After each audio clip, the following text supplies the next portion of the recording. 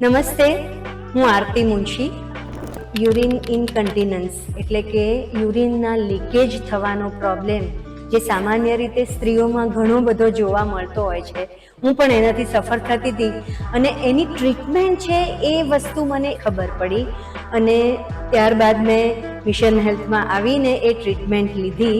12,000 કોન્ટ્રેક્શન્સ pelvic floor મસલના થતા હોય છે, કીગલ કોન્ટ્રેક્શન્સ થતા હોય છે અડધો કલાકમાં. અને એ જાતનું આ સિંહાસન છે જેના પર અત્યારે હું બેઠી છું અને એનાથી મને તો બહુ જ બધો ફાયદો થયો છે.